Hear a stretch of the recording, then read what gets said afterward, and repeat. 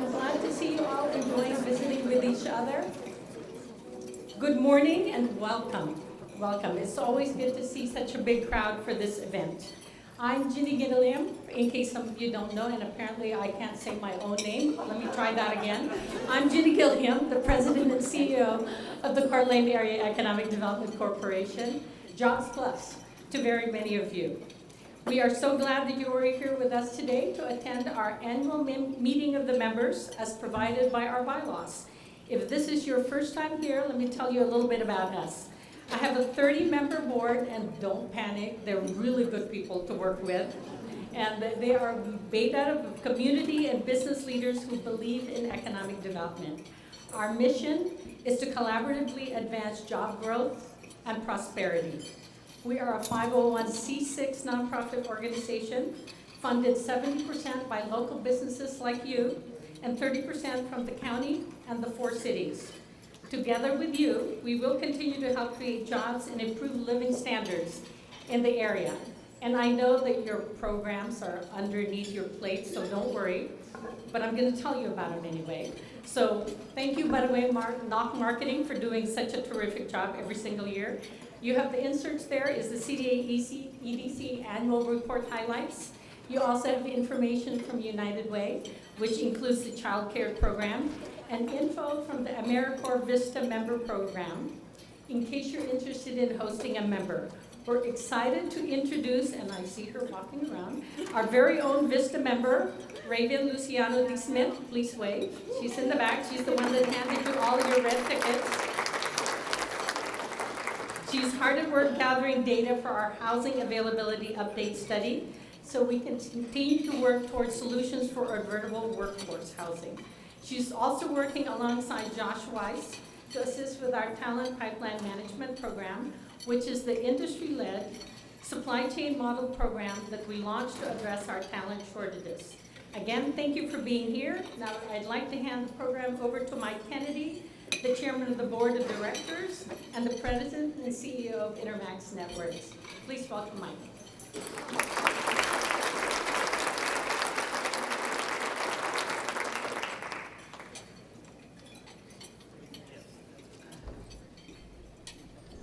I am Mike Kennedy, and I never go anywhere without a good lawyer, and so I'd like to introduce you to the board member who's going to give us the Pledge of Allegiance, Area Economic from Witherspoon Brassage Law Firm.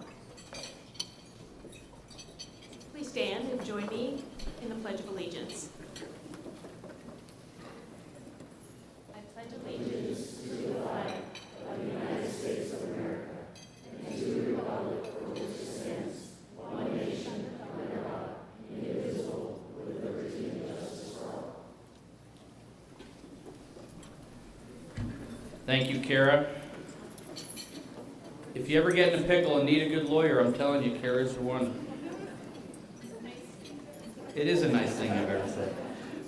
Thank you all for being here. We have 300 plus people in the room. Give yourselves a round of applause for having such energy. It's fantastic. This year we will highlight why economic development matters. We've got a really great program for you. And part of the reason that we chose this is because we know that cities with more resources are better equipped to provide for their communities. Economic development is not just about attracting companies, it's about increasing job availability, tax revenues, opportunities for citizens, and spreading the burden of government along a broad group of people. Before we dive into the core, I'd like to take a few minutes to recognize some very important folks and groups in this room that allow our organization to do the work that we do. Ginny mentioned, but we have a 4-person office team that relies on all of you, our partners, to successfully help businesses. Ginny Gilliam, you've met. Lauren Witten-Kaboth. Lauren, stand, please. Josh Wise. Josh is back by the technical table. And Raven, you met. So let's please join me in giving a round of applause for our staff. A lot of work goes into an event like this and a dinner or lunch like this, and so thank you all both. We have some people in attendance who might also like to recognize. And first, I'll ask, where's my friend Tom Keeley, Director of Idaho Department of Commerce? Tom? Tom's over to my left. Thank you, sir. Tom has been a good friend to North Idaho from the very first day he was appointed to his position by Governor Brad Little in his first term. 4 years ago, 5 years ago, Tom? Does it feel like 50 years ago? Sometimes we can feel a little overlooked up here in the north, but I want to tell you, every time I look, Tom Keeley is in North Idaho, helping in big ways and small, and you've always been available when we need you, Tom, so thank you for being here again. We appreciate you. Being a local elected official is a thankless job, mostly thankless job, but it's very important to all of our communities and our democracy. I know that we have several of our community mayors here today. Could I ask all of our city mayors to please stand and be recognized?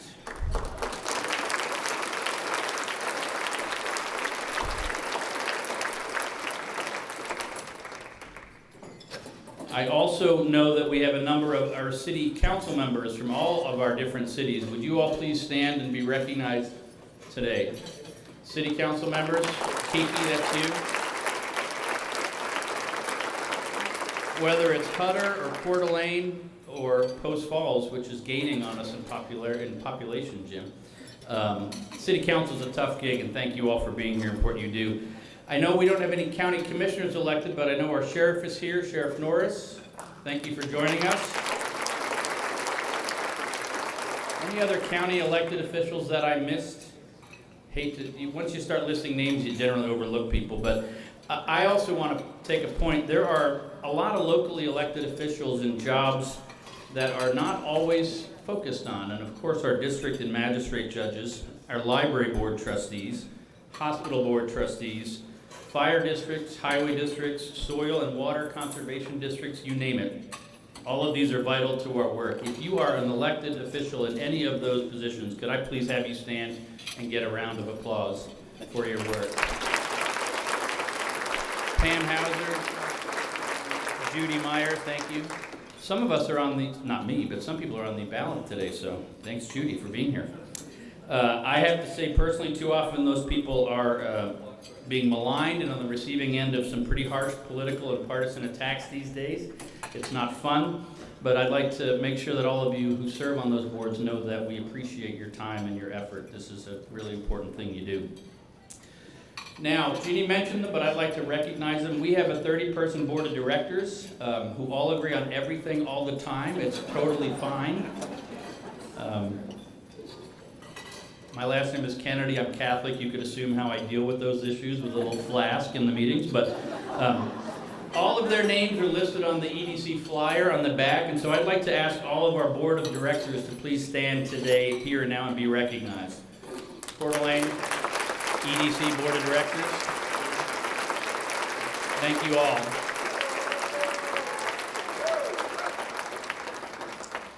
Now we have to and want to thank our sponsors, and we have some great sponsors. We have a couple of levels of sponsorship, and at the premier level, we have the following groups, the following businesses who have been engaged. Jacqueline Land Company and Riverbend Commerce Park, STCU, Spokane International Airport, Stancraft Companies, United Way of North Idaho, Numerica Credit Union. Let's give them all a big round of applause for their support.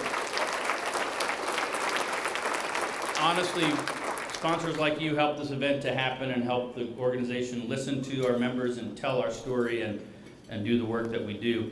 The next level of sponsorship is our event sponsors, and we have 3 returning event sponsors. I'd like to ask Young Construction Group, or I'd like you to thank Young Construction Group, Idaho Central Credit Union, and Interstate Concrete and Asphalt, who are here. I also want to say we have a brand new event sponsor this year, and we're very pleased to have Lewis Clark State College as one of our event sponsors. So let's give those 4 important businesses a great round of applause.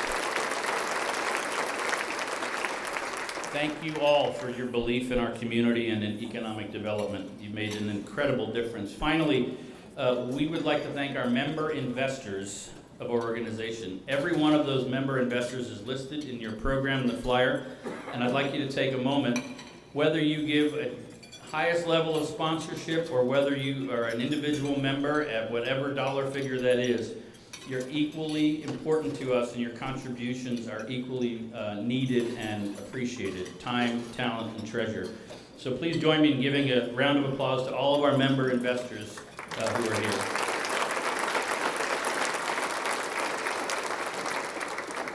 At this point, I would like to ask David Flood to join me at the stage. David Flood is the Corporate Secretary of our Jobs Plus Board and the Chief Lending Officer at STCU. David, watch your step there, sir. Thank you all about this. Thank you, Mike. I have the honor of introducing Governor Brad Little, who unfortunately was unable to attend in person this year like he normally does, but he did want to take the time and provide everyone with an update. So we prepared a short video, which we will share with you after this short intro. Brad Little became the state's 33rd governor in 2019 after being elected in November of 2018. He's an Emmett native who was raised on his family's sheep and cattle ranching operation. He graduated from the University of Idaho, go Vandals, in 1977 with a Bachelor of Science in Agribusiness and has worked in the ranching industry for his entire professional life. Governor Little first served in public office in 2001, where he was selected to fill a Senate vacancy. He was then elected to 4 consecutive terms to the Idaho Senate. Brad is committed to making decisions through one lens, the lens of ensuring Idaho's children and grandchildren have the best opportunities to stay in Idaho, and for the ones who have left to return. Brad has advocated his whole life for limited government. He works to ensure the lightest possible hand of government in the lives of Idaho's citizens, and he seeks to build the public's confidence in state government. And now we'll play the video. Hi, I'm Governor Brad Little. Thank you for inviting me to speak today. I always welcome the opportunity to highlight the great things we're achieving for Idaho, including for you all up north. Last month, I celebrated the first 100 days of my second term. They were 100 days of achievement, 100 days of putting the people of Idaho first and making lasting investments that will improve the lives of future Idahoans. Idaho continues to lead the nation in economic momentum, pandemic recovery, population and revenue growth, cutting red tape, economic outlook and resiliency, fiscal policy, employment, and we maintain a coveted AAA credit rating. This kind of success does not happen by accident. We met our challenges head on, coming together like never before and focused on what matters. Thanks to you, our community and business leaders, North Idaho is an economic driver throughout the region, bringing in better jobs, wages, and quality of life. My overarching goal as governor is to make Idaho the place where our people can thrive and current and future generations choose to stay. How do I plan to do this? By making decisions through the lens of what would be best for people and businesses of our state well down the line. My plan was called Idaho First, because when we put the needs of Idahoans first, there's nothing we can't achieve.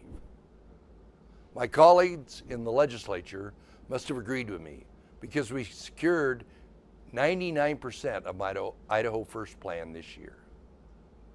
We fulfilled a historic commitment to public schools, a 16.4% increase in state funding.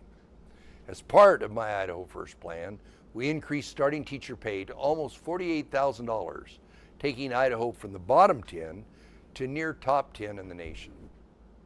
We also strengthened pay and health insurance benefits for all teachers as well as school staff.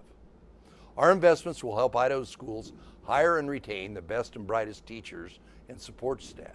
I'm very proud that since I took office 4 years ago, we've increased funding for education by 65%, including a historic 5-fold increase in literacy intervention programs that will set our youngest learners up for future success. We want our young people to find their success here in Idaho, and the best way to do that is by connecting them with meaningful careers. I've heard from businesses, and I know you have too, we need more skilled workers to meet the growing demand and propel our economy forward. Our Idaho Launch program will help get us there. Launch is our plan to get more Idaho high schoolers into training programs for real-world jobs. By making $8,000 grants available for qualifying graduating seniors to use to cover the cost of attending an Idaho community college, career technical, or workforce training program of their choice. What's more, Launch will help ensure Idaho has a strong economy now and into the future by training Idaho students with advanced skills to meet the evolving needs of Idaho employers. We remain dedicated to creating a business-friendly environment and promoting the highest quality of life for our people. Ensuring a stable water supply and access to outdoor recreation is critical to Idahoans' way of life, especially in your neck of the woods. Last year, we made the largest investment in water quality and quantity in state history. We build on that success this year. Through my Idaho First plan, we secured more funding to maintain and expand water projects, ensuring a stable water supply across Idaho. We invested in our future by funding water quality improvement projects in Coeur d'Alene Lake, and additional investments to support local drinking water and wastewater systems, with an emphasis on small rural communities in dire need of infrastructure upgrades all over Idaho. We also made a historic investment in outdoor recreation, a significant driver of our state economy. Helping expand capacity and enhance accommodations to keep up with the record attendance at our state's world-class parks. We are also continuing our record investments into transportation infrastructure while delivering historic tax relief for small businesses and citizens. This will make Idaho roads safer for drivers, address much needed transportation safety projects throughout our state, and takes the financial burden off of local governments that would have raised taxes or fees on residents. All of these initiatives will lower Idahoans' property taxes and improve quality of life. Speaking of property taxes, in January, I called on the legislature to pass meaningful, ongoing property tax reform so that Idahoans from Coeur d'Alene to Chalice can get some relief. My call was answered, and nearly $120 million of property tax relief is on the way. Since taking office, we've delivered $2.7 billion of tax relief to Idahoans, more than any other state per person. We did this through 2 rounds of property tax relief in 2020 and 2023, 3 rounds of income tax rebates, 3 rounds of tax cuts for both personal and income corporate tax, and implementing a new lower flat tax. Slashing payroll taxes for small businesses, increasing the grocery tax credit. My Idaho First plan also promotes safe communities by increasing pay for law enforcement officers, beefing up resources to fight fentanyl, and improving behavioral health resources for Idahoans in need.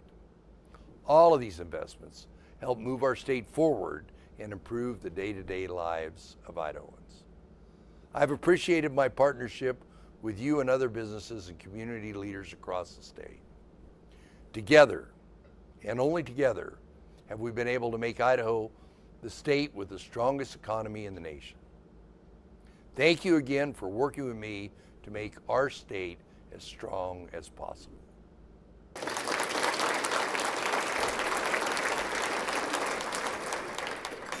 Thank you, Governor Little.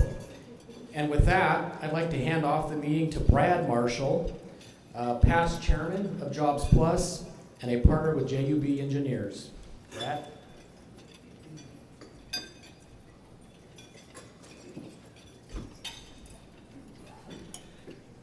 Thanks, David, and special thanks to Governor Little, who's actually been to our meetings probably for the last dozen years or so, both as lieutenant governor and as our governor. I'd like to introduce our featured guest, Nathan Ohle.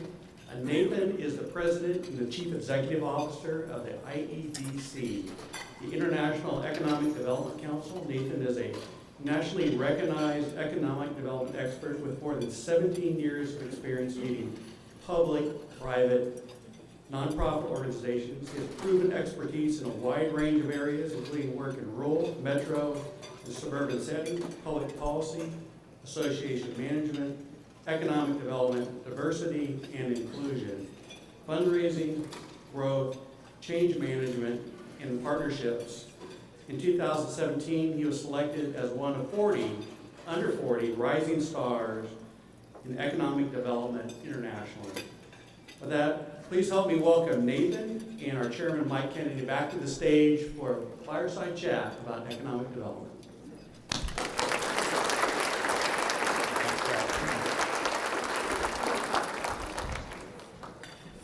Testing, do we have microphone? Nathan, is your mic on?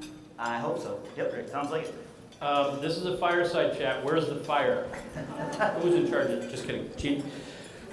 We were excited to have Nathan accept our invitation to join us here, and he made a great point. He said, I go to too many speeches. We could speech fire I want. I'd rather listen to questions from folks and talk about those things as they come up. So we've assembled some questions from our executive board and our management team. And so I'm going to start off, Nathan, by just sharing with you that one of the reasons we chose the theme that we did is because there is not a member of this board who has not had a situation where they've been asked, you know, we're booming. There's people all over the place. We don't need more people. Why do you need economic development?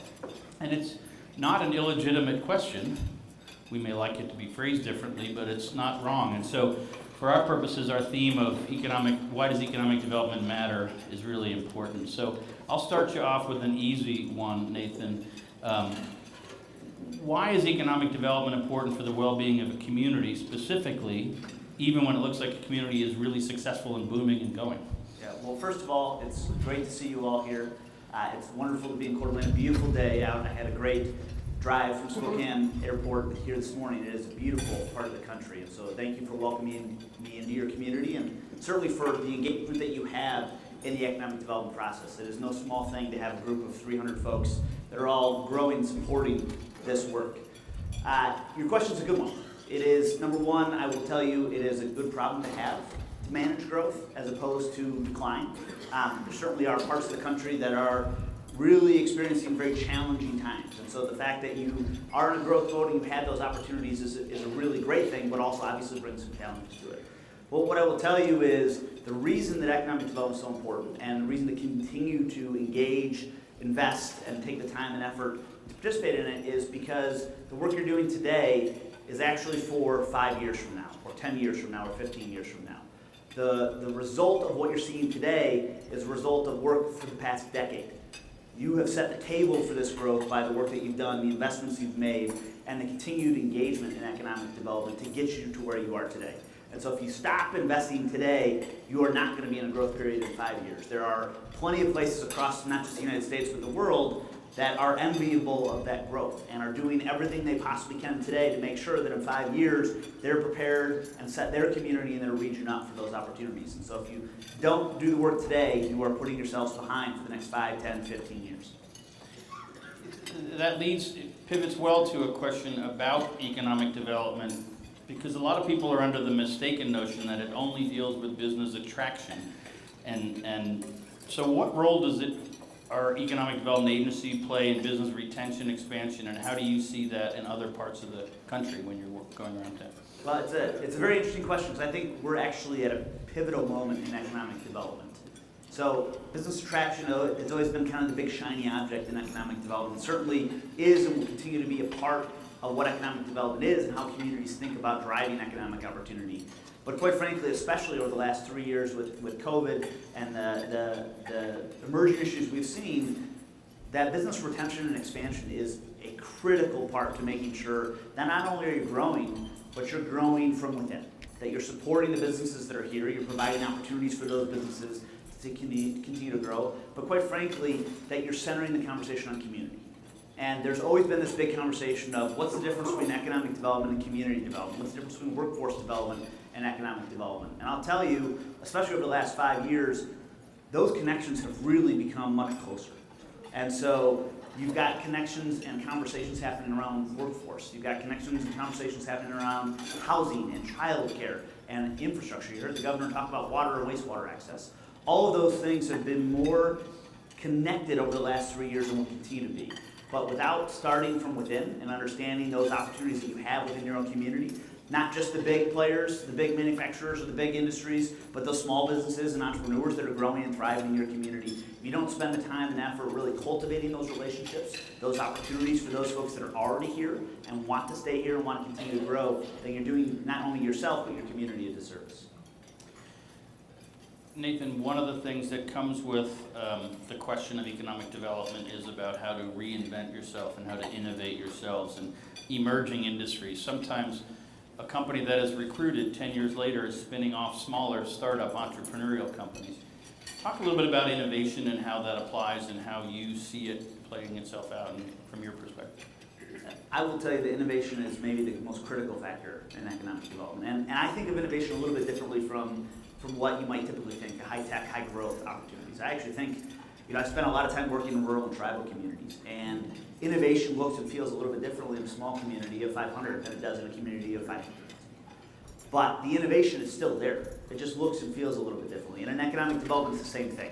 You may not think of economic development as being super innovative, but especially over the last 5 years, the way that we've done business, the way that we think about engaging in conversations and community has significantly changed, and that is an innovation. But when you're talking about innovation with small businesses in particular and entrepreneurship opportunities, it is really critical to make sure that you're providing opportunities. You've got both the professional development opportunities, you've got community colleges, technical schools, universities that are part of this conversation, you've got accelerators and incubators that are part of this conversation, and you've got true economic developers that are really kind of convening and collaborating these groups together. If you provide the opportunity, you provide the spark for those small businesses and for those innovators to really grow and thrive. We use the word ecosystem a lot. That's not a word that's necessarily used outside of the economic development field, but it's a growing trend. And a focus on small business growth and entrepreneurship is a really key driver to making sure that you are not just creating opportunity, but really creating financial wealth and opportunity that sticks in communities. You mentioned smaller communities. We have, I didn't note from the podium, but we have the economic development directors of Boundary County, Bonner County, and Benewah County here along with us, each of whom is in our overall ecosystem and has different challenges as we go through. All of them that I have seen in the past work with partnerships and collaborations between different agencies. So I'll ask the question, what role do partnerships play, collaboration play, however you want to describe it, between business, economic development organizations, and other stakeholders like K-12 or government agencies or higher ed, et cetera, regarding the job creation and retention? And some of the areas in our rural backyard are tougher than maybe in Coeur d'Alene proper right here. So I'm going to talk about collaboration in two different ways here. So one is what you just talked about. The business sector, the chambers, the community developers, the higher ed institutions, the elementary schools.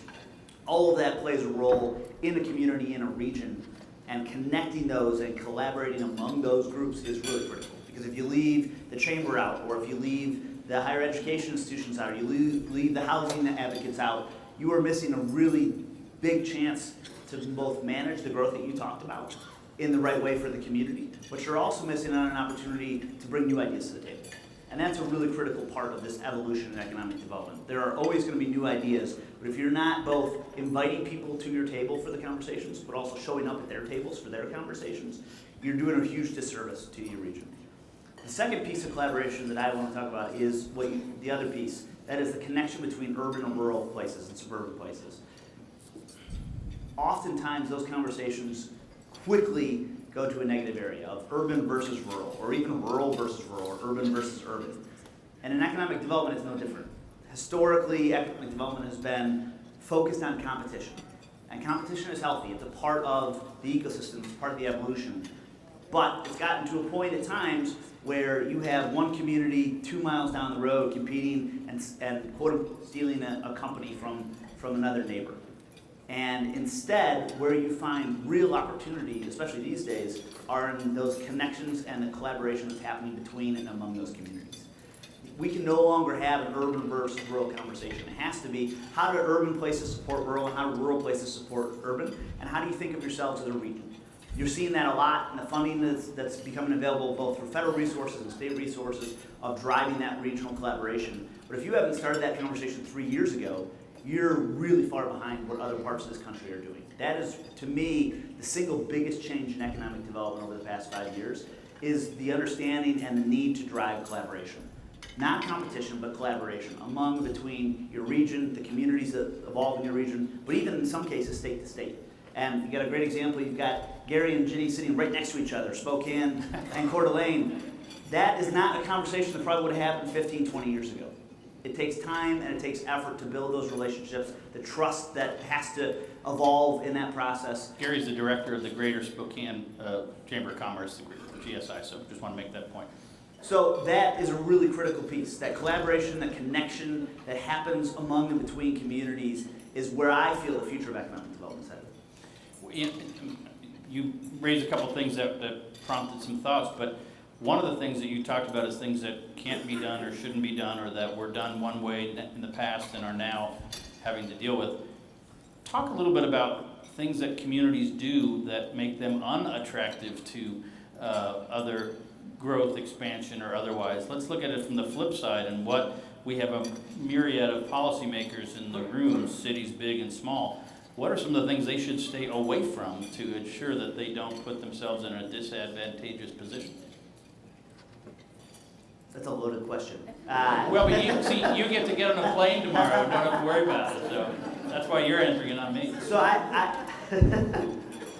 I would start with the analogy of opening a door versus closing the door. And you never want to fully close the door on a conversation or an opportunity. And the minute you do that, you lose trust.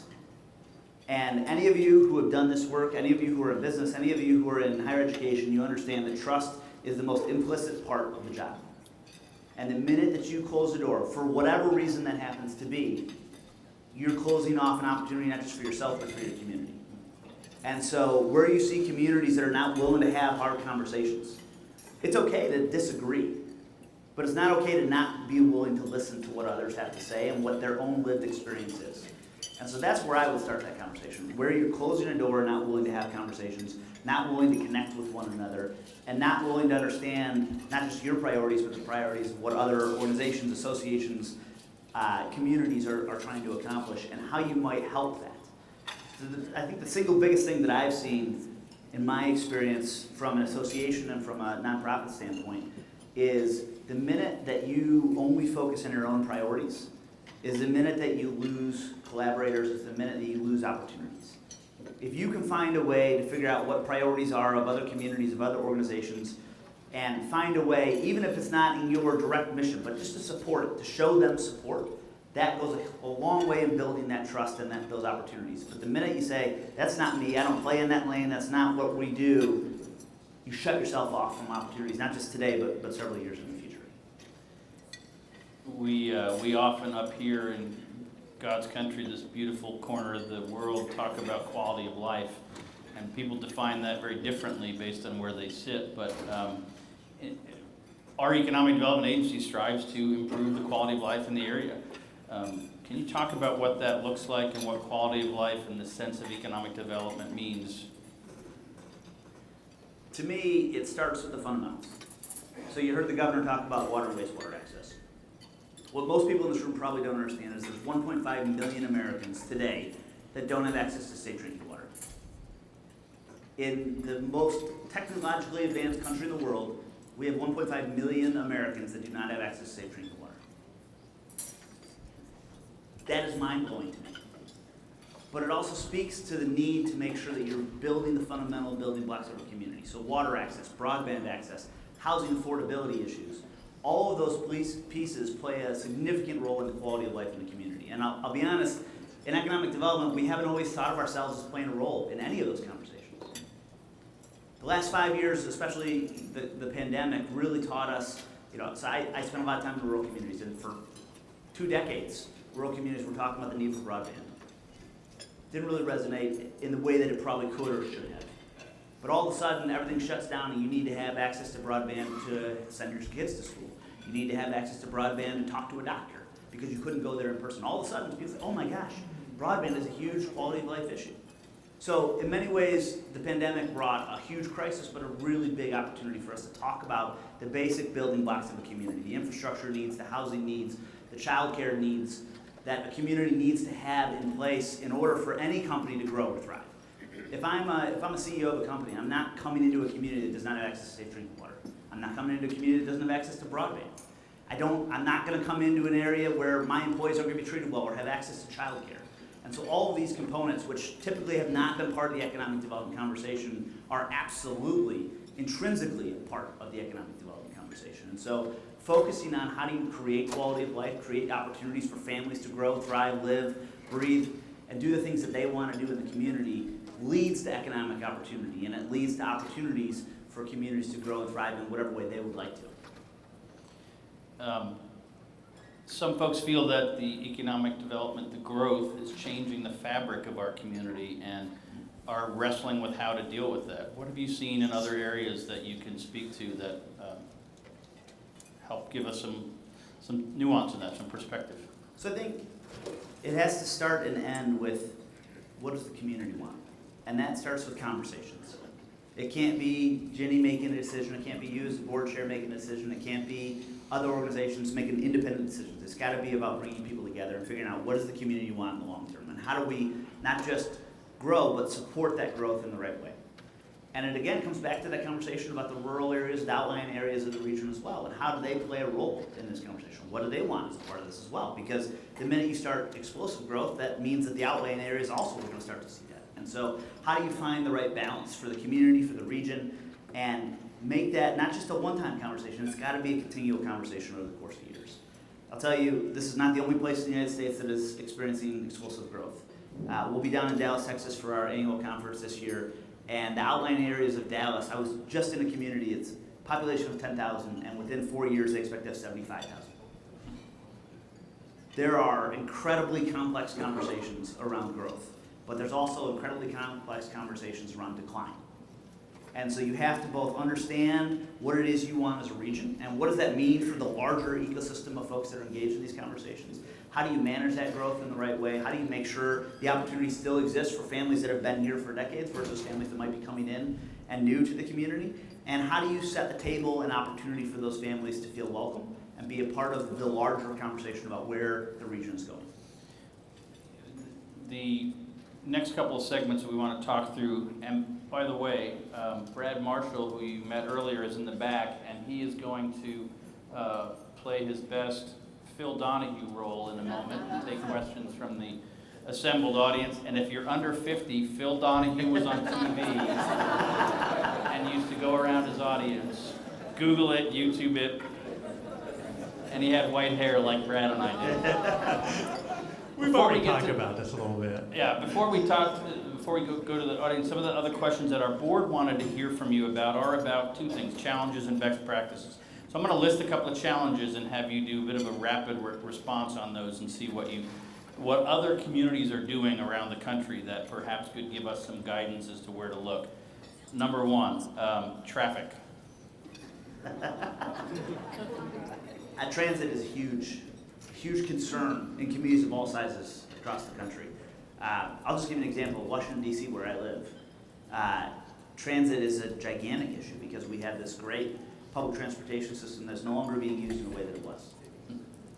The metro system, which is the subway system in D.C., I used to take it in every day and trains would come every 3 minutes. Today, trains will run every 15 to 20 minutes because the ridership is down. People are not using public transportation the same way. So that creates different traffic patterns for the city. I will tell you, part of it is a question of what do you want and what resources and opportunities do you need. So is it light rail? Is it bus systems? How do you make sure that you've got the right routes that are meeting every part of the region? It can't just be, we're going to service these 3 communities, but forget these 2.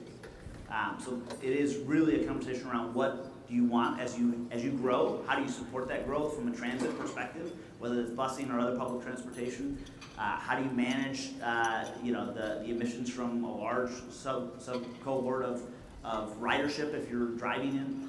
They're all really complex questions, and every community is challenged in different ways because of the way that they're set up geographically and, quite frankly, from a growth standpoint. And so I would say there's lots of examples of communities of similar size to Coeur d'Alene that you could take from, and I'd be happy to share those with you and certainly the group here. But it really comes down to, again, what does the region want and what does it need to support that? We have issue number 2. We have a housing situation like a lot of places in the country do. It's housing affordability has declined considerably.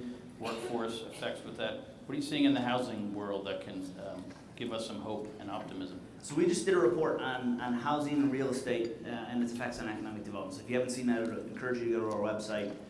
We do 3 to 4 major reports a year on emerging trends in economic development, and this was obviously one of those, not just emerging trends, but existing trends in economic development. And the connection between commercial real estate and housing is actually changing and actually flip-flopping. So again, I'll give you the example in DC. In DC, it's a 75% vacancy rate for commercial real estate. I mean, 75% of the space, the commercially available space in Washington, DC, is vacant. And so there's really intense conversations around what do you do with that space? How do you create housing opportunities within the city? They're actually repurposing a lot of commercial real estate to do mixed use and in some cases changing it over altogether to housing stock, and certainly affordable housing is a big piece of that. You know, growth brings great opportunity but also great challenges, and housing is probably maybe the single largest part of that. How do you make sure that you've got affordable housing for families of all shapes and sizes to be able to stay in the community? There are, again, I'd be happy to share through our report, there's a number of case studies that we looked at and analyzed about how communities are attacking the issue around housing affordability and commercial real estate and the challenge that we're seeing today that will be really beneficial as you guys think about those issues moving forward. I should note that Ginny and staff, our website, CdAEDC.org, if I got that right, we can be putting more of these things up there, and so as some of the things you referenced, we'll put them up on our website for your availability. Okay, Mr. Smart Guy, how do I find more talent? How about people? So I think, I'll give you an example. I was just in Puerto Rico a couple weeks ago, and they've done a really interesting thing. They focused a lot of their work on entrepreneurship and small business growth. And over the course of the past 10 years, they've instituted entrepreneurship training in every school from kindergarten up through all their higher education institutions, so that entrepreneurship and small business growth is a part of the fabric of their kids, all the way growing through it. It is understanding what resources you already have, what assets you already have in the region, whether that's higher institution, whether that is vocational or workforce development opportunities, and ensuring that you are thinking about the growth areas that you see in your region. What are the skills and talents and competencies that are going to be needed to support those areas? And how do those higher education institutions, how do those workforce development training centers play a role? And making sure, again, it's a constant conversation. It can't be, oh, we want to focus on ABC here, and that's the end of the conversation. It has to be a constant evolution and engaging with those institutions. I will also tell you that quality of life plays a big part of that, especially today, where you've got remote working opportunities. The talent is going where the best places to live is today, period, full stop. And so creating quality of life opportunities are going to drive opportunities for you to get the best talent to be here. Well, we've seen that play out significantly in the light of the pandemic. Let's turn it from challenges to opportunities and success stories and best practices. Give us some examples of successful economic development initiatives you've seen in other communities around the country, and how many of those are transferable based on where you are. So my favorite example, we were there for our annual conference last year, is Oklahoma City. It is a gigantic geographic dispersion of a city. I mean, it is, geographically, it's the single largest metro area in the United States, which no one would think about. They have a really interesting dichotomy because they've got a bunch of Native American and indigenous population in their metro area as well. So there's complex issues that they've dealt with. About 25 years ago, they started a program called MAPS, M-A-P-S. And it was a proactive engagement, a proactive investment in quality of life issues in the community. And it started as an economic development issue, but it has evolved, and they are now investing in their schools. They are investing in transit. They are investing in housing. And what they did was they created it as a proactive engagement. So they did listening sessions with their community for 2 years to understand what were the really complex issues that they were dealing with at that moment in time. And then they spent 5 years implementing a plan. They put a plan in place and they said, we're actually not going to do this until we've fully financed every project. Nathan, who convenes those meetings? Who is the engineer or the collaborator, the convener in those processes? So in Oklahoma City, it's the Oklahoma City Chamber. So the mayor's office actually contracts out with the chamber to run the economic development activities. So the chamber runs and coordinates it, but in very close partnership with the mayor. And the mayor has been out front. Now they're on the third mayor, who has continued to invest in the MAPS program. So they're now in MAPS Coeur now. So 4 generations of investment. It is a sales tax that they levy, a half-cent sales tax that they levy to support these projects. So it is both, provides opportunity for people that are visiting the region to support the region itself, as well as obviously people in the community. And in Oklahoma, that is not, typically taxes are not something that you ever see in Oklahoma. It's a very, you know, they don't love to be taxed on anything, but they thought about this as an innovative way to invest in the community, invest in the quality of life in their community. It started from an economic development lens, but it has since grown and expanded, and they've done some really tremendous things to build the community life in the community, to focus and center on families and community, as opposed to necessarily just businesses. And they support this in record fashion. So the very first MAPS project, it won by, I think, like 12 votes total. This last MAPS project had a 90% approval rate. And so they've done just a tremendous job of being very proactive about it. They've been very open and transparent about where the funds are going and why they're spending and why they're dedicating funds to those things. And the community has seen the benefit, and so they're coming back and allowing for this to continue to be invested. We, 4 of them are here. We have some pretty visionary and smart and caring, dedicated mayors in this town. So we're happy you're here to hear these things. We started the Coeur d'Alene CDA 2030 some years ago, and it's now morphed into Kootenai Connect, Greta, right? And so that's one of the groups looking at trying to figure out all these different problems and how we work together on them. I'm going to ask if you have a question that you would like to ask. Brad will come over to you, and while you do that, raise your hand. Brad will make his way, and then I'll ask you one last one before we get to that point. We discussed how economic development intersects with other areas of community development, education, healthcare, social services. If a person in this room is so inspired, how can an individual or even an organization get involved in supporting economic development efforts in their communities? It seems like it's a tough thing to do. What's your thought? Well, I'll tell you, most people don't know what economic development is. So it starts with that. It starts with conversations about what economic development is and how you can get engaged. I'll tell you, every single conversation I have with an economic developer, the very first question I ask is, how did you get into this work? None of us at the age of 12 say, oh, I really want to be an economic developer. It just doesn't happen. We stumble into this work, we fall into this work in some way, shape, or form. So both spreading the word about what economic development is and what role the community plays in economic development is really critical. I will tell you, and I'm going to say this, Ginny, without you saying it's okay, if you want to get involved, come see Ginny. They are going to be the drivers and conveners, and that's what I think economic development truly is conveners. It's an opportunity to bring people together to talk about issues, confront the issues, implement and plan around what those issues and opportunities might be.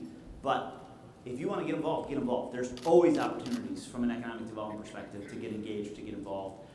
Whether you're coming to Ginny or inviting Ginny to a conversation, it's really critical for you to be both willing to step forward, but also support the work that Ginny and her team are doing. It is something, you mentioned at the beginning the question of, we're growing a lot, why do we need to do this? And if you don't continue to invest time, effort, money, and resources in this work, in 5 years you're going to be saying, why didn't we invest in this? And so if you're willing to invest, if you've got time, if you've got money, if you've got resources to be a part of these conversations, to be a part of this work, it's really critical to have you be a part of this work today, don't wait till tomorrow. Thank you, Nathan. I'll cheerlead for our group by saying that we have a couple of subcommittees that work on issues that you wouldn't necessarily think is job retention. We're working our talent pipeline management very aggressively and need to be continuing to do more on that. Ginny's been very involved in the housing issue with PAHA, the Panhandle Area Housing Authority. So there's a lot of things to plug in, even if you don't quite know where your role is. So, Mr. Donahue, Mr. Marshall, you got our first question. Hey, Donahue jokes? Wow. They're old. They're 30 years old, Brad. Hi, Jessica Bonar, Blue Cross of Idaho. You have offered a lot of direction, guidance, and advice of things to do, ideas of what has been successful in other areas. we also learn a lot from what not to do. What are some things, what are some fatal flaws that other areas have made where they've cut off their nose to spite their face that would be your caution or red flags and warnings against? And Brad, let me tell you, the other hand is up over this side of the room, so we're going to have you race back and forth while Nathan answers that question. Nathan.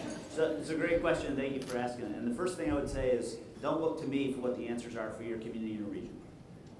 It has to be the folks in this room that help identify what those opportunities are.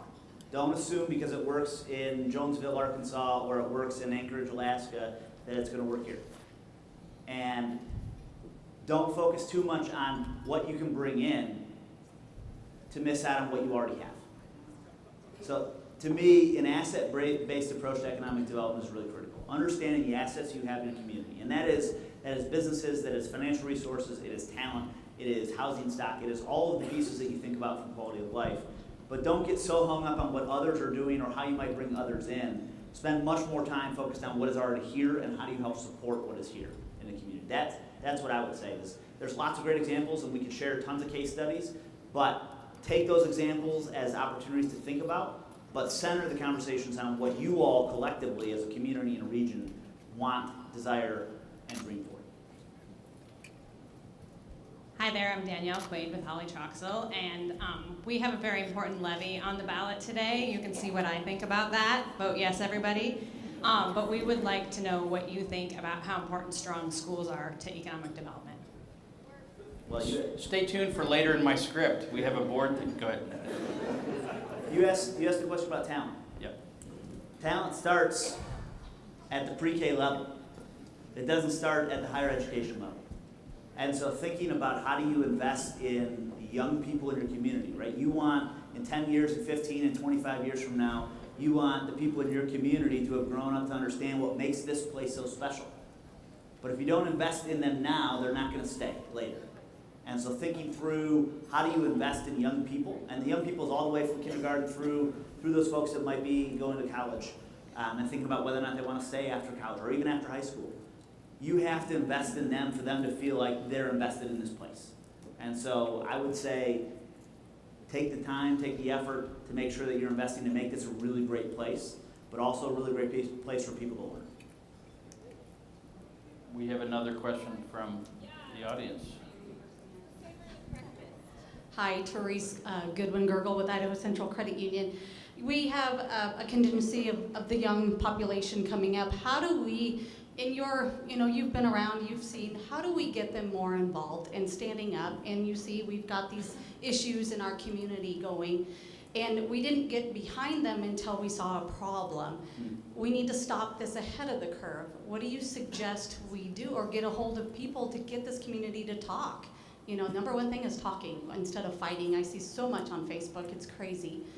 But they won't talk, they won't sit down. How do we get those guys to talk? Yeah, it's perhaps the single biggest issue that we face. Whether we're talking about economic development, we're talking about communities, whether we're talking about any topic or subject, is how do you get young people more engaged and more involved? I heard a great presentation about 6 or 7 months ago that coined this generation as the Y generation, WHY generation. That they want to know why you're doing this work or why it's important to them. And as soon as you help them understand the why behind something, it's going to get them excited and engaged. I will tell you, finding ways to center, so I'll give you a little bit of an economic development perspective, because we have a huge generation of folks that are going to retire out of economic development in the next decade. And if we don't spend the time and effort cultivating the next generation of leaders in economic development, we're going to be at a really big loss for communities, for countries, for regions. And so we, as IEDC, are spending a lot of time both engaging young people, but also starting to create that pipeline and showing people what those opportunities are. I think that's really critical. Showing people what that ladder of opportunity might be, how they can get engaged. And in this generation, one thing I've seen a lot is they really are focused on service. What can they do to provide a service back to the community? Again, going back to the WHY of this generation. Helping them understand what impact they can have, giving them opportunities in the community to lead. It is great to have all of you in this room, but the question is, how are you providing opportunities and seats at the table for younger people to also participate in these conversations, to be in these rooms? I remember my very first job, I got incredibly lucky. I worked for a governor doing what was called events. I was in any public event they were at, I was there ahead of time, coordinating with the event organizers, working with the leaders in that region, and understanding what the governor was going to be doing. And so I had opportunities to sit in rooms that I had no business at 22 years old of sitting there. And it provided great opportunities for me both to listen and learn, but also to feel like I was given a leadership opportunity. And so thinking about how you kind of step to the side and allow for leadership opportunities for young people is really a critical part of that conversation. Thank you. Brad, do we have another question from the audience? Time-wise, we have time for one more, I think, and I'd like to ask you a question that's looking further out down the road. As you go through the future, might have an additional one here. As you look through the future, what are you seeing in other economic development agencies around the country that are doing really cool, innovative things specifically for the agency that might be worth us looking at and adopting? I think there's a couple things. One, there's a new kind of evolution around entrepreneurship-led economic development, focused on small business growth and entrepreneurship. And typically, economic development has been focused on kind of the big players, the big manufacturers in the room, and not centered on small business. How do you grow and expand those businesses? So that's one thing. There's a growing evolution around entrepreneurship-led economic development that's really critical and provides great opportunity for communities of all sizes, because that's where 46% of jobs created come from small businesses. They don't come from huge manufacturers. And so thinking through how do you invest and engage, create an ecosystem of opportunity for those small businesses and entrepreneurs and innovators to grow and thrive in communities. One. I'd say the other one is that truly those that are forward focused on collaboration as opposed to competition. Ones that are thinking about the communities and the region as a whole, and ones that are willing to open the doors to conversations that they haven't had in the past and show up. It's one thing to provide the opportunity for someone to come to your table. It's a whole other thing to show up to other people's tables and have them feel and see the support that you're providing just by showing up, let alone other things that you might do. And so leaning into that collaboration piece is the other thing I would say is not just an evolving trend, but an emerging and important trend in the industry. All right, Nathan, the easy question. Gary Ballou with Greater Spokane Inc. 13 months from now, where are you and IEDC going to be? So we're going to be in Spokane. Gary. That is a pathetic ad, Gary. Shameless. So we do 3 conferences a year. We do a leadership summit, which is typically at the end of January. We do an economic future forum, which is in June, and our big annual conference, which happens in September, October of the year. So in June of 2024, we will be in Spokane. The Economic Future Forum is really around the emerging trends in economic development. It's a great opportunity for people to help us as not just an entity, but as a field, think about what the future of economic development is, engage in that conversation, and really lead that conversation. And so we're really excited to be in Spokane in just a little over 13 months now. So please join us in Spokane. Come support the community, the region, and showcase the region in really unique ways. Brad, can you come on up so we can thank Nathan appropriately as you make your way up? Brad, I have one last question. I learned today that Nathan Ohle, at a younger point in his life, worked for the Detroit Pistons. This. When is Seattle getting an NBA team? I hope soon. It was a tragedy that the Sonics left. And they went to Oklahoma City, who you're touting. That's not fair. I had nothing to do with that decision. I'm a huge sports fan, so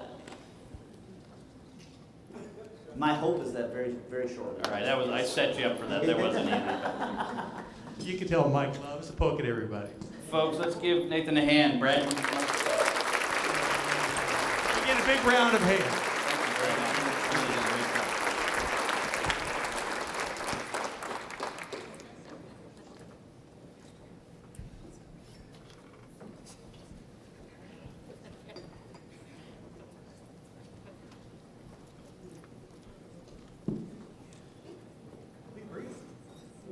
Here we go.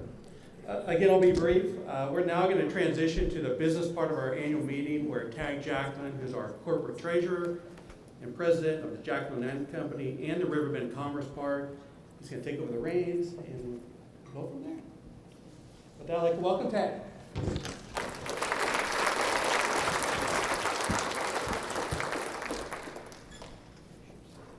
Thank you, Brad.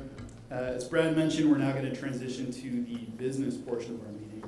So first off, I'm going to introduce our executive team and our officers. So as you know, we have Mike Kennedy, our chairman from Intermax Networks.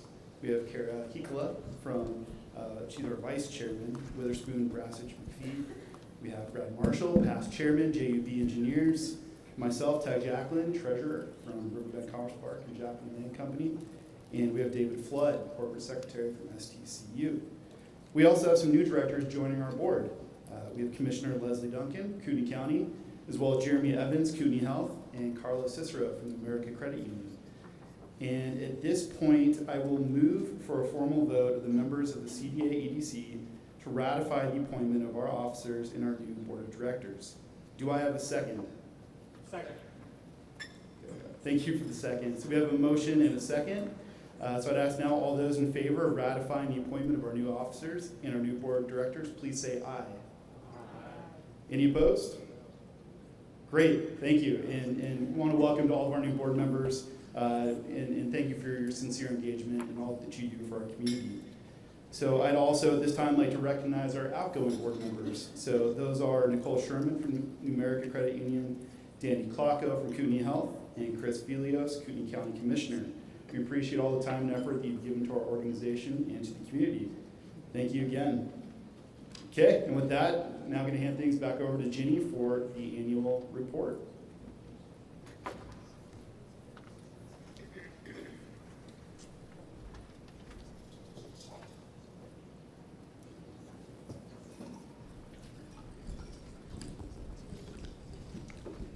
Okay, I always think I'm going to fall down when I go up and down those stairs.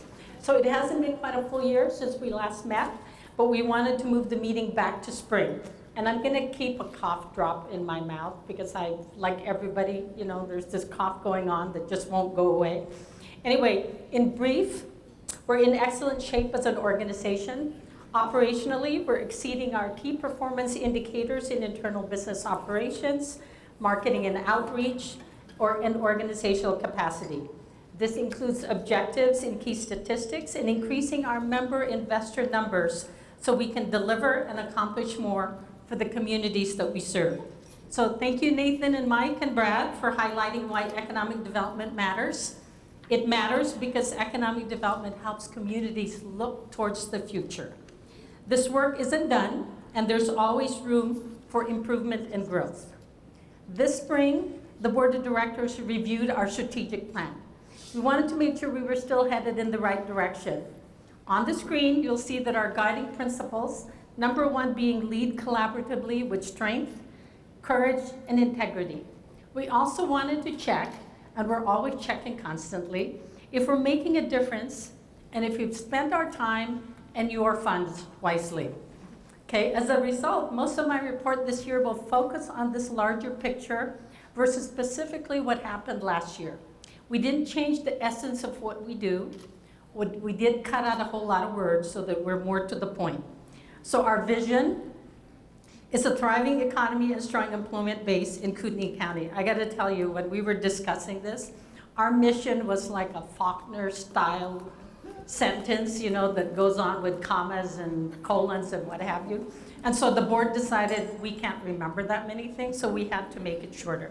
And our mission is to collaboratively advance job growth and prosperity.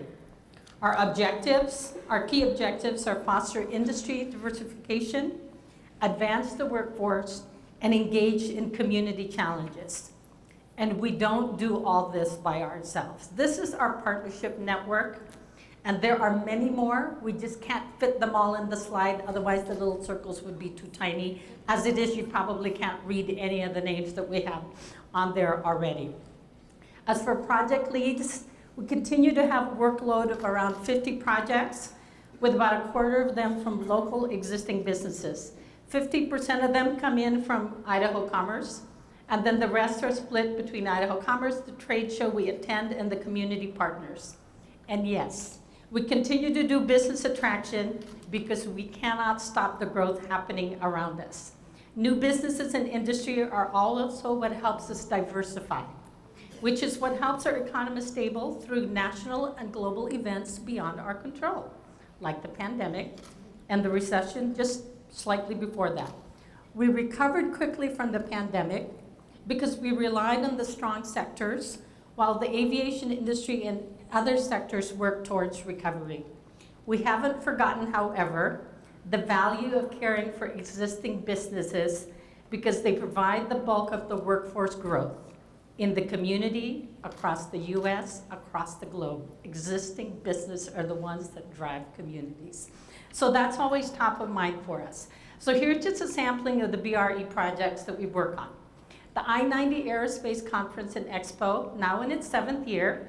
Do here, another shameless plug, 30th and 31st. Stacy is right there. Mark is over here as well. This is a partnership within INWAC, like I named Mark and Stacy, along with GSI, Gary's sitting at our table, Idaho Manufacturing Association, they're not here, but they're good partners, and many other partners. We submitted this program, by the way, to the IEDC's Excellence Awards program a couple of years ago, and we won the top gold award amongst the many submitted in the United States. It's a very good BRE success project. It's a platform that helps us further localize the manufacturing industry supply chain, connect our small businesses to large companies like Boeing, I can't even speak, sorry about that, Bombardier, Quest, and their tier 1 suppliers. It's also a venue for our businesses to hear about the latest trends in the industry. Our region, and I'm talking about from us to Spokane, is teaming with tier 2 to 5 suppliers for the aerospace and aviation industry. We have 200 plus attendees and 50 plus trade booths at the conference. We also attend 2 out-of-town shows for the RecTech, Recreation Technology, and aviation industry support our existing businesses. The Pacific Northwest Aerospace Alliance, PNAA, and then the Shooting, Hunting, and Outdoor Trade Show, which is the SHOT Show. And in collaboration with cross-border partners, we are finding ways to strengthen and grow our biosciences and health cluster. Now, the following next slides that I have for you is ways that we're meeting our objectives. The numbers are over to 5-10 year period because, like Nathan said, this is a long process. So if we were a race, we'd be running the Ironman and probably the Hawaiian grueling Ironman, not a 100-yard dash. So keep that in mind when we do economic development. Now, the slide in front of you is the growth of our gross regional product for Kootenai County. Aqua bars are Kootenai County. That's growing from 5.3 to 8.1 billion from 2015 to 2021. The green line, not as visible, is actually state growth. It's growing with the same trajectory, but it's really 10 times larger than our bars.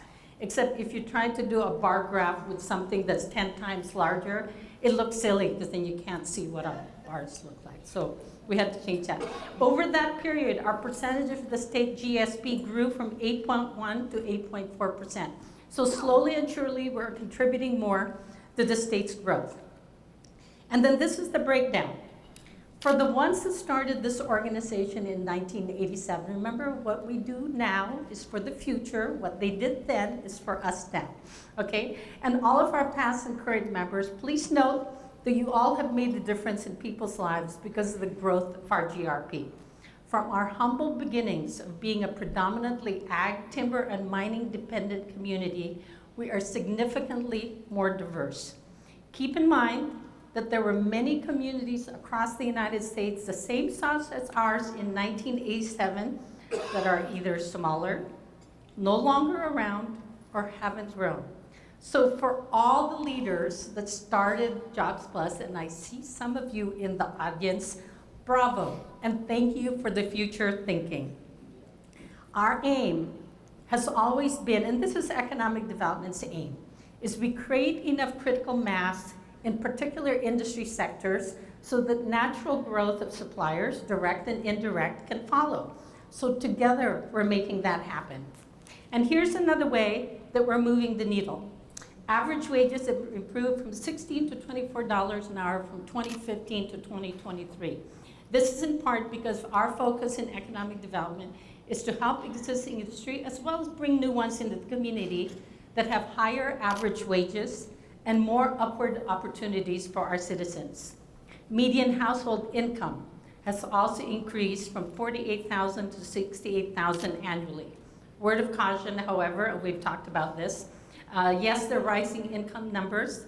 Although they're going up, they're not keeping up with the cost of housing, and frankly, I don't know how they can. Just know that we are working on this issue. There are a lot of people in the community that are working on this issue.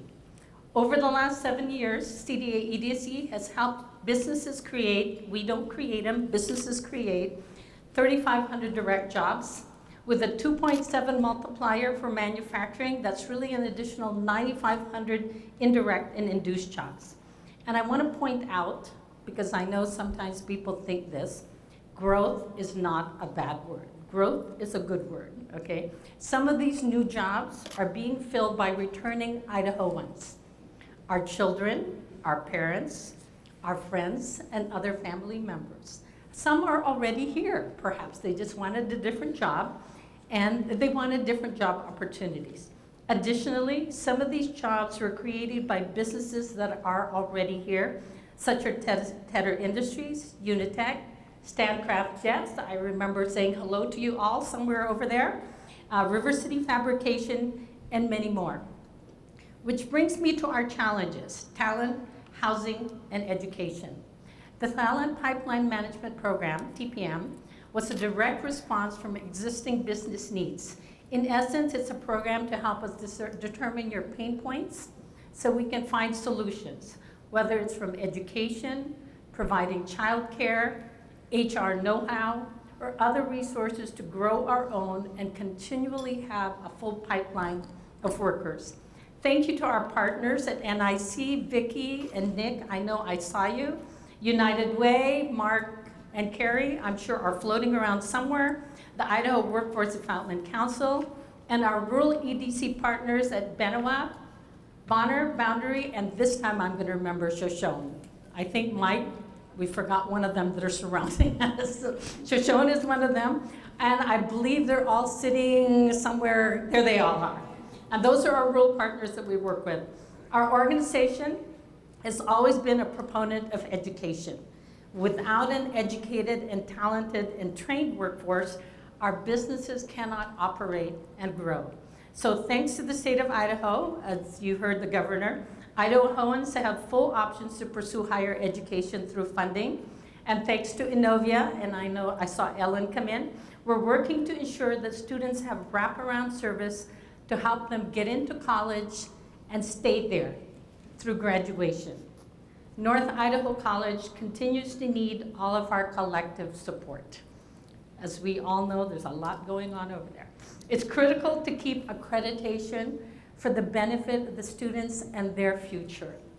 K-12, you guys have stuff all over your tables, just as critical. Statistics show the importance of third grade reading as an indicator of a student's future success. Let's make sure our students have the ability to build the base to be successful in K-12, high school, college, and beyond. There are a lot of organizations working on workforce housing.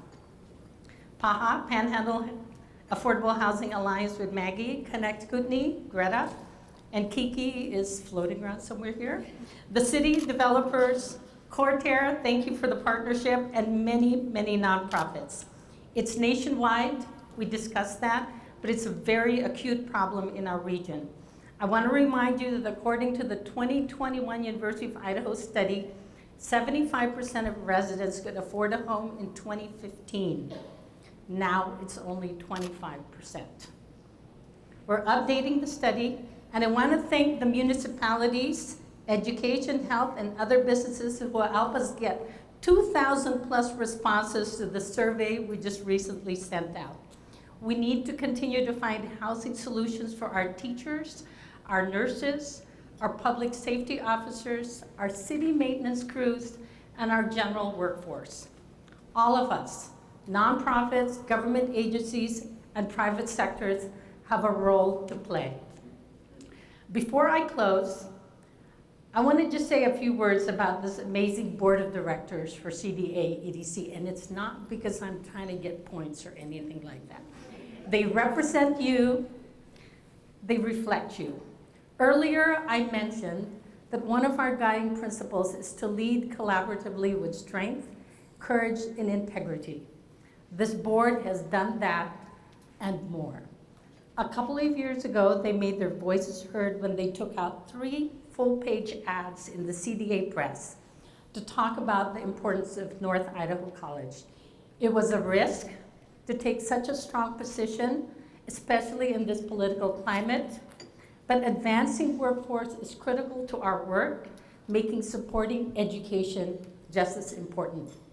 It was with much consternation and a lot of discussion before they took that giant leap, something they had not done before in the organization's nearly 40-year history, but they did. They took a bold step and continue to do so, like many of you in this room, as they lead this organization and the community forward. I couldn't be prouder to be of service to this board and to this larger community for all the bold steps you are all taking lately.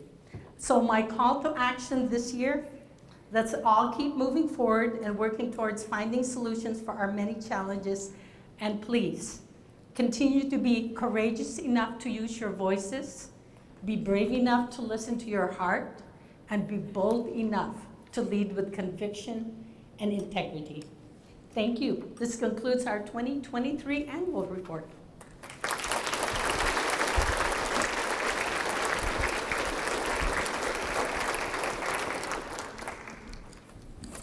Thank you, Jenny. Well done. I did not mean to forget the people of Shoshone County. I didn't see that you were here, and I apologize.